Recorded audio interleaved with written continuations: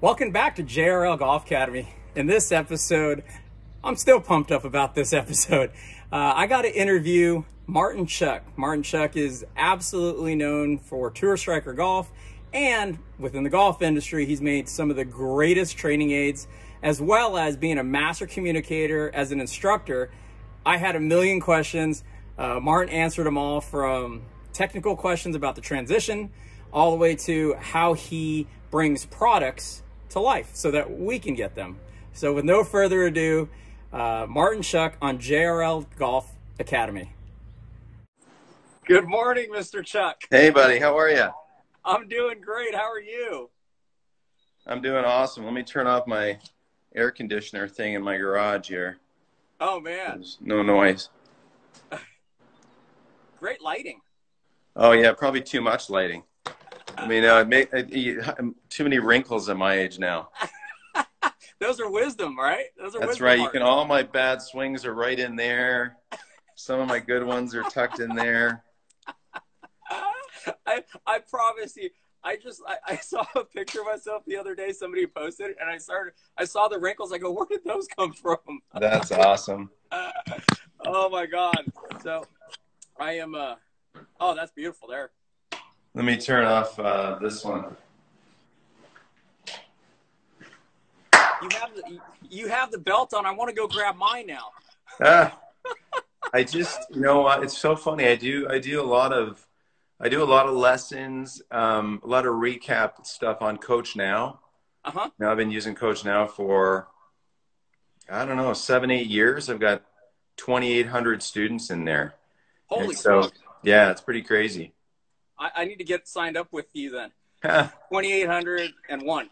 There you go, right? After the show here. But no, so I just had, and this fella had this cool setup. He's from New York. He goes, we did a remote desktop on Google. So he let me look at his studio is better than my garage studio. Like, I've got the foresight. Come on. Oh no, it's better. It's awesome. He had the, the split screen that I could kind of play around with from my computer. He was hitting balls into his net with the foresight data popping up, and I could read it all remotely. Stop it. And it was tied into his body track. Are you? So no, this guy had it was like a better than most coaches' studios. It was like my studio at work at the Raven. It was like, wow. Oh my, it's amazing how those things have evolved. I mean, it is. I mean, this guy's a fairly successful dude, right, in New York City, and so he just loves golf, and this is in his summer cottage, you know. Wow, that's his summer. We all need a summer cottage, right? That's when you know you made it, when you have different homes for different seasons. I mean, winter, spring, summer. That's when you made it. I don't like to brag because I'm a very humble person, but I've got a pretty cool setup. I've got. I was gonna say, dude, that's that's hot. You got a hot setup. Yeah. I keep it real. But Martin, we've never. I was telling the people right before he came on, we've never met. I apologize if I fanboy on you a little bit, because I've been a huge fan of yours. Oh, thank you, man. Even though we've never met, you've impacted my teaching career because I use so many of your products. You know what I mean? Thank you. So, and I steal a lot of your tips on the golf swing. Like, I love my favorite, Martin, is the one where you put the chair right here.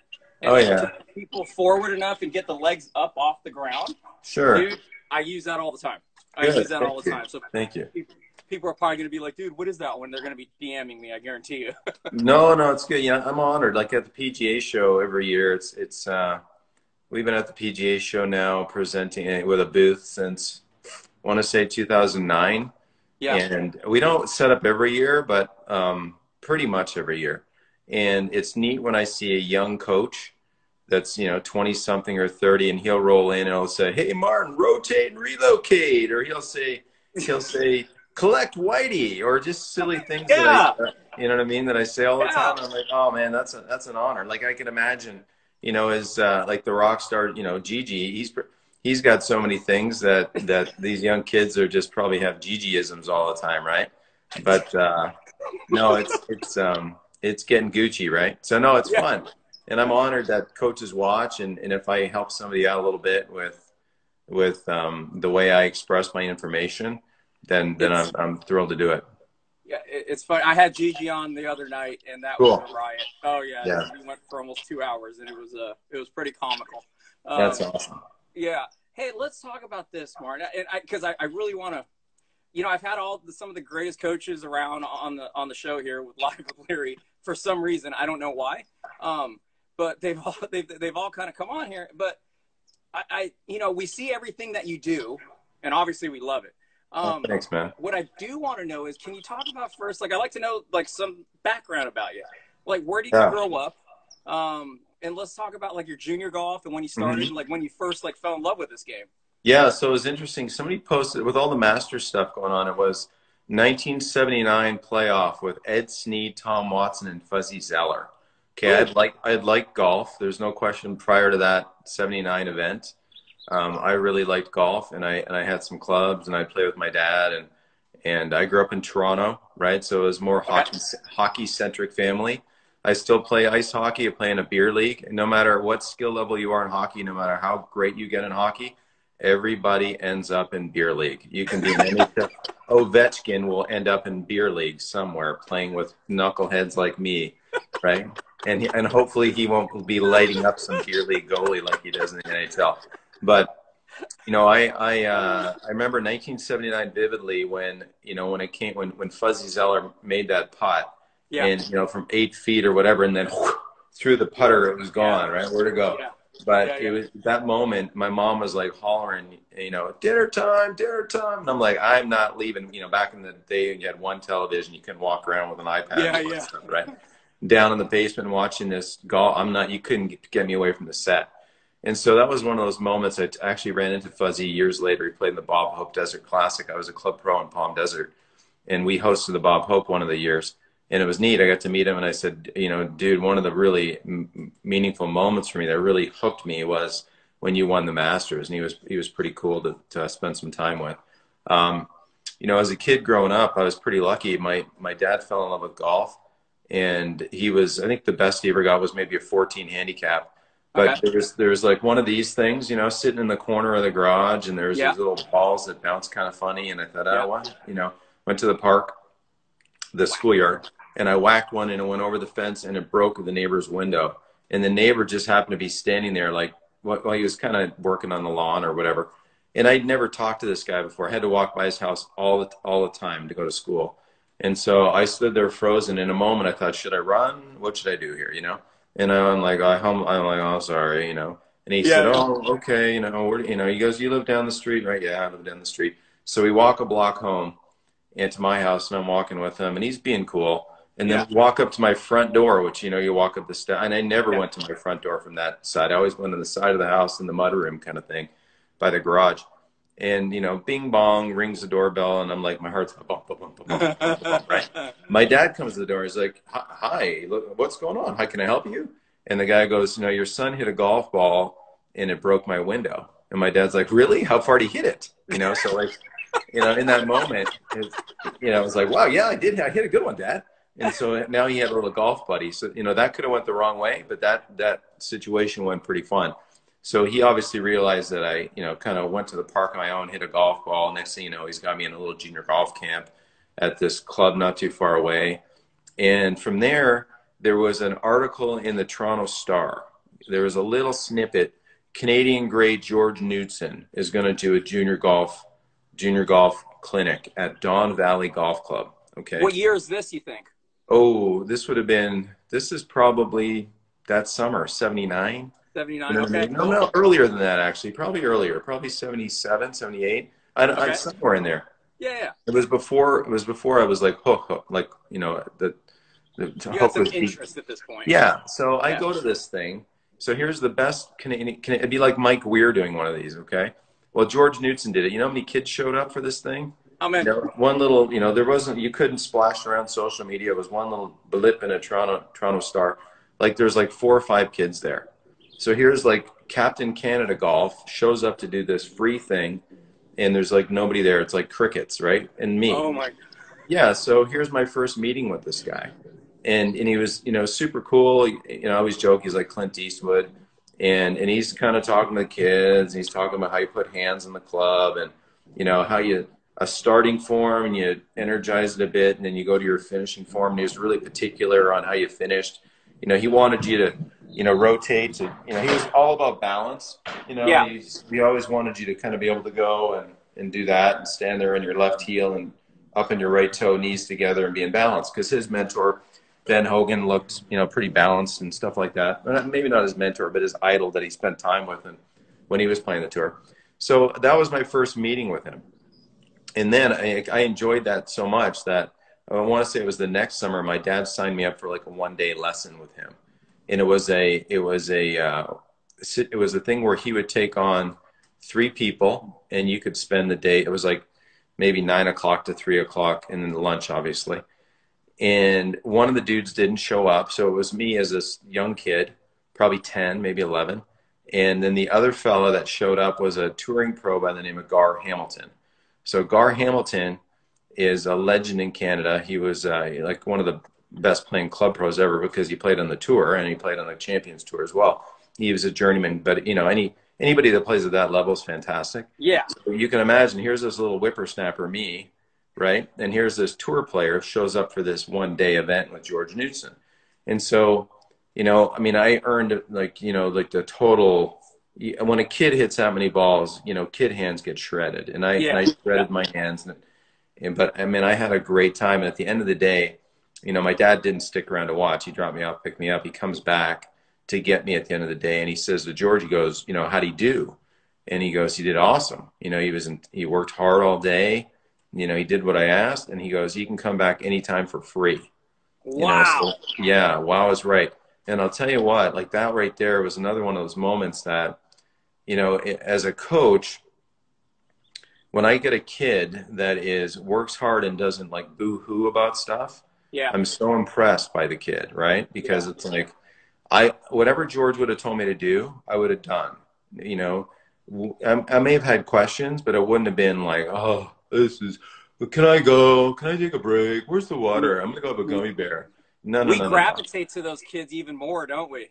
You know what I mean? You give me a kid that's like kind of into it, looking at you, intentful, doesn't mind if they miss a bit, you know, kind of works. And it's like, wow. And I get it. I get why he kind of liked me because I was like, you know, I knew how good he was. So what he said, I respected and I tried my ass off. Yeah. Right. Yeah. And so all day, you know, it was and I didn't know that was the end of the day, right? When he said that. And I thought, wow, that was such a cool thing. And I've been that way with my coaches, like in hockey or football or rugby or whatever sports I played growing up, which was a lot of them. You know, if the coach, you know, a lot of those coaches don't get paid, right? Yeah. A lot of those, you know, young, when you're playing on the sports teams. And for the most part, they care. And for the most part, they kind of know what they're doing. So damn it, if they tell you to do something, do it, right? Yeah. And the funny thing is, at my golf school now, my clients are, you know, usually between 50 and 80, right? Yeah. And the first thing I do when they show up is I get the group together, you know, and there's my assistants. My assistants are awesome. Jim Waldron, Mike Crea, Aaron Olson, Brian Pate. And so we've got, and the golf school is dead now, obviously, because coronavirus. But when we get back up and cranking. You'll be back. I'm not worried about it. So we get this group of adults together. And I say, you know, I have a magic wand. Here it is. And, you know, you're 15 years old. You know, so many of you maybe heard this. But I say you're 15 years old because you're a freshman in high school and you want to play for my team. Okay? Yeah. It's my team. And those banners on the wall, those are state championship banners all up there. And I want you to win one of those banners. Okay? But for you to win one of those banners, it's my team. Okay? I care about your golf swing. I'm going to help you get better. But you got to kind of do what I'm going to. You're not going to make my team as a freshman. Nobody does, because these seniors and juniors are awesome. If you make it as a freshman, that'd be a shocker. Okay, yeah. So get to work, and I tell this to adults. You know what I mean? And they're like, "Oh my God!" Like they're rich folks that come to golf school. It's not, you know. And I treat them with respect, but I also throw back at them like, "Hey, you got to work, and you may not like this little grip change, but there's a reason why your face is." You know, so open at the top that, you know, you got to stall, flip the crap out of it to hit some reasonable shot. Let's make this face a bit more reliable. It may feel weird, you know, that's okay, you know, and I'll support you. Just do what I ask because I care about your swing and I know it's going to help you. Suffer with me and you'll see the reward, you know, and so many people don't want to suffer. So many people Correct. don't want to take on, you know, anything that's even mildly uncomfortable, Yeah. right? In order to make a change. And man, Yeah. you know, I can tell you what, it's like, I still love golf. I still love playing golf. I don't play that much, but I still love playing. And, you know, I hit bad shots and I hit good shots, and it's you know, to suffer through a swing change. I mean, I can relate, you know, so if I Yeah. can relate, you know, I'm relatable to them, and I say, Yeah. hey, listen, you got to suffer through this change. It's tough stuff, but they get there, and then we create continuity through Coach Now, so they can check back in, and then I can yell at them from afar, or you know, I can give them like a fist bump, right? Or I can get in my little garage studio here, and I Yeah. can, you know, give them a clap, or I can say, hey, let's focus a bit more on this, and that's Yeah. sort of what I was doing before I got on the call with you. I got you. I got it. I mean, that's so insightful, and to see really where your love came from. And, you know, you talking about you being, as a young junior,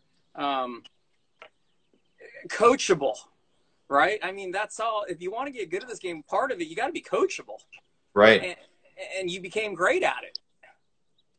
You know, my coaches and I, we always joke. I would love to, and I wish I had the time. I would love to go to somebody's golf school for 3 days. I'm not talking Yeah. about taking a lesson, because Yeah. I'd love to take lessons from a bunch of great coaches, and there's so many great coaches out nowadays. But I would love to go for 3 days and just kind of go and immerse myself in hitting balls, and hey, you know, hey Martin, would you can take a look at the TrackMan numbers? Let's look at the foresight, and let's look at you know, what's producing this, and maybe a little touch of that. And okay, Yeah. cool. Let me go grind on that for a bit, and then come back and check in on me. Hey, and then we're going to take a break. Let's go, you know, chip and putt a little bit, and let's go talk about this shot by the green, or flighting different shots. So to me, like a vacation of 3 days of a golf school with great coaches, man, that to me is heaven, right? Like I'd love to go do that, and I would. Yeah. I gotta All get right. time. My kids are too busy. But when they're a little older and I can go Yeah. bugger off, I'm gonna go sign up and just go. You know, Martin Chuck that shows up at some guy's Teach me. golf school. Yeah, let's Teach talk. me. Help me out. So there's your. Did you play professionally? I did. I Okay. went to Or New where did you Mexico. go to college? Let me start there. Where did I you go to played college? 4 years at New Mexico State University from '88 to '91. Lobo? Rich, no, I was an Aggie. Aggie. Lobos Okay. are up north in Okay. Albuquerque. I was down south at New Mexico State. It was actually, I had a great time there. Played 4 years. Played okay. You know, played probably 80% of the tournaments. You know, I started making the team, like traveling with the team when I was a freshman, which was kind of cool. And then I pretty much traveled. You know, I mean, I've had a couple bad, you know, where I missed trips and stuff. And then if you Yeah. didn't play well in a tournament, they threw you back into qualifying. And Yeah. so if you That's the way played I bad did in it. the tournament, you know, you had to go Yep. back and qualify with the guys that didn't go on the tournament, Yep. who were practicing to beat you when you got back, Yep. right? So college golf is tough. It's cannibal. Yep. It's a man thing out there. And but I had a good run. And New Mexico State was good. Rich Beam was my teammate. Oh, no Um, kidding. yeah, Beamer for 4 years. He was fun. We had a great time. He's a great guy. He's a total knucklehead. Knucklehead. In fact, you ought to reach out to Beamer and see if he'll be on your show, because I will. I'm a fan of his. oh my gosh, I don't know how you couldn't be, you know, because he's a human, right? Yeah, we're only human. That's why Oh you're a my fan. God. And it was fun watching his game develop, because he went from like a total scrawny, like when I was a freshman, like I'm not a big guy, but I was the same size then as I am now. Like I was, you know, 5'10", 185 when I went to New Yeah. Mexico State. Okay. Well, I'm probably 5'9" and a half, 185 now. Okay. Because I Good got for all you. drunk. Okay. But I didn't get any bigger or any smaller. When Rich Beam went to New Mexico State, I bet you he didn't weigh a buck 25. No Okay. way. And he was like bad glasses, pimples, you know, it was, Are you serious? oh my God. Oh, he was a total nerd box. Okay. And then to watch him develop and kind of put a bit of meat on in his Yeah. game, you know, and then he got really good. You know, he got to where he hit it. You know, I mean, in high school, he was a good player. Obviously, he went and got offered a position on the golf team. And so he gets on the golf team, and, you know, he hits it maybe 240, right? But by In his college? oh, well, I'm freshman, Okay. like a beanpole. But Yeah, in yeah, yeah. play, in a filthy good chipper and putter, and you know, as a freshman, He did. He like the first qualifying, he got through into the Tucker, which is the first big college tournament of the year in Albuquerque, and like he qualified, I think, right out the gate. And then he struggled a bit, and that was probably because he was finding his way with girls and beer and how to get the right amount of sleep and extracurricular activities. Yeah, like, but you got to learn about life, right? Yeah, exactly. And then he kind of figured his way out. So I played a lot of golf with Beamer, and he got really good. He got to where he hit it, plenty far and surprisingly far. What was the change? What was the change? I know we're going a little. I want to go down the Beamer road a little bit, but like, what was the change where you saw him? Like, what was he doing? Was he working with somebody new, or did he just take? No, his dad was a great player, Larry Beam, and who actually coached at New Mexico State when our coach Herb Wimberly retired. But I just think that his dad was a really good player. His dad was his coach. He just kind of put on a couple pounds of muscle, and then just the regularity of college golf. I mean, we practiced quite a bit, right? It wasn't like my coach had to ask me to practice. I wanted to keep my position on the team, play number one, that kind of thing. He wanted to play number one, and we had other good players that wanted to play number one. A great player, and he's been a tour caddy for his adult life, Brennan Little. Everybody knows him as Butchie. Butchie caddies for Gary Woodland, caddied for Rich Beam. I mean, for not Rich Beam, Mike Weir. Another one of our buddies for 10 years, won the Masters, 2003. So there was a good nucleus of talented guys trying to fight for spots. And when you're trying to make sure you're in this top 5 position and there's 12, 13 guys on the team and they're all talented and they're all practicing trying to beat you, guess what? You better practice. Yeah. Unless you're super hyper talented, those guys are going to catch you, right? So if you're good enough to play top 5, you better keep working and start to be able to deal with, like, the hardest golf were those qualifiers. I mean, they were hysterical. We had to tee off on Saturday morning, before the first tee time. So in Las Cruces, New Mexico in December or January or February, before the first tee time, it was chilly, man. And I'll tell you what, if you were the first person to hit a pitch shot into the number one was a par 5. And so nobody's stepping up there and, smashing driver down there because you're frozen, you got clothes on and toque, stocking cap, and you send one down there, right? So say you can't get near enough to the green to hit a little chip.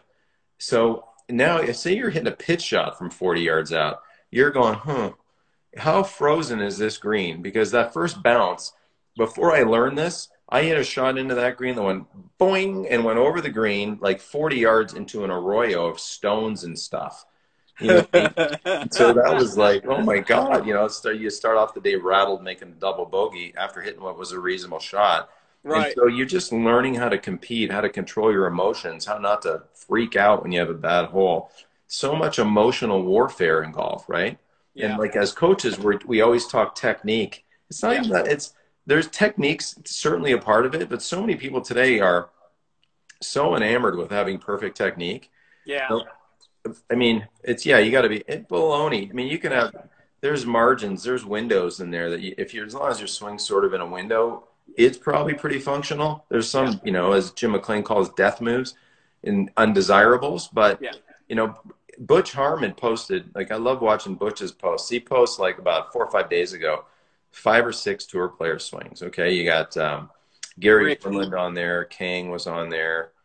Jimmy Walker, Ricky Fowler. Yeah. Do you remember that post? I saw that. Yeah. So there's 5 or 6 swings, right? So you got Ricky who gets it laid off and tumbles it up steep, right? And then has the ability to get up out of the way of this kind of steep move he's got.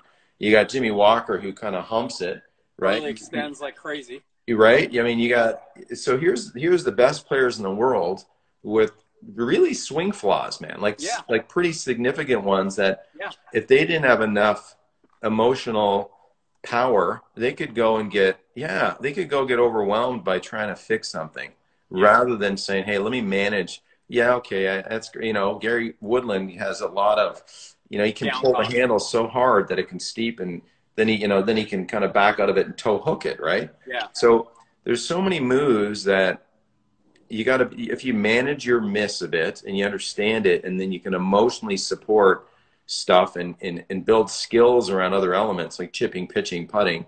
And, you'll go 18 holes isn't usually going to be a smooth roll down easy street, right? you're going to go in 18 holes and you're going to maybe get off the road in the shoulder a little bit. Yeah, there's highs and lows. You know, you're going to have a roadblock, the red light. You're going to have a car crash. But if you can manage yourself emotionally and support some of those things with supplemental skills, now you're a pretty good golfer. That's what, you know, I had Chris Mason on yesterday. He was a good friend of mine. We used to tour. Great guy. Like that. Yeah. Yeah, and he was talking about that yesterday, about the post-shot Sure. routine in terms of, you know, basically it was to your post-shot routine. To your point, what you're saying is that you're not going to be if you got a solid post-shot routine, you don't get to go down the emotional rabbit hole because you're looking for factual things. Yeah. Throughout it. You know what I mean? I think if we could deal with more factual things like, okay, was my path closed to my face or was my face open to my path? It becomes a little bit easier to deal with these things, like you're saying. Yeah, and a lot of the golfers we teach, they don't understand impact location, right? They don't understand that, like, it's so funny. Like, if a golfer can make very consistent swings, have a heel hit, a sweet hit, and a toe hit, right? And these golf balls do wildly different things off a driver. They'll say, "Oh man, what was wrong with that swing?" I'll go, "You hit it in the heel." And they'll look at me like, "What do you mean?" I'll say, "Well, there's something called gear effect, blah blah blah." So you're educating the golfer. Now you and I know what it feels like to hit it off the heel, and it might spin out to right field, and you know whatever it does, or we might toe it a bit and go, "Oh darn, okay, I missed the sweet spot by that dimension." And once you start to educate these people, they start to realize, well, maybe it wasn't this tragic swing you took. It was just subtle impact location issue, right? Where you didn't hit the thing in the middle of the face and the ball did something a little funky, right? A quarter inch on that face plays a huge role, right? Yeah, totally. And I'll tell my students, because they'll freak out on that, you know what I mean? Oh, I hit it on the heel and it did that. They know they hit it on the heel and they did that. They go, what do I do? And I go, nothing. I can't fix anything for a quarter inch at impact. Look, there's nothing. I'm like, make another swing. You know what I mean? If you can kind of calm them down a little bit. It's just, we can't fix a quarter inch always, I had a great guy, before all this COVID meltdown, and he started coming to see me a few years ago, retired, and, commitment to fitness, pretty good frame, on the guy. And a lot of funky swing stuff, and he got a lot better. And the thing was he had some questions about his driver. He plays like on the Golf Channel Am Tour now, so he puts the peg in the ground with meaning and counts them for 18 holes. And not many people actually play real golf like that, right? Where you count them all. And so he plays legit golf, counting them all. And he was complaining about his driver, and I had him on the launch monitor, and I'm watching, and I'm looking, and I'm like, he's pretty good numbers. It's like, he's 60 years old. It's 100-mile-an-hour swing speed, which is damn good. Yeah. And this path is like, +2, +2, +2, +2. And the face is pretty darn good. Yeah. And I'm going, and yet the ball's kind of going around a little funky, and he's kind of going,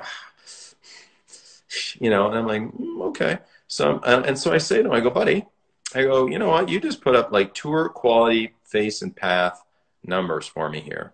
The only thing that wasn't tour quality was impact location, right? So I said to him, I go, the club and all this stuff was moving really nicely through space. Got the old Dr. Scholl's out, sprayed it up for him. I said, now do me a favor.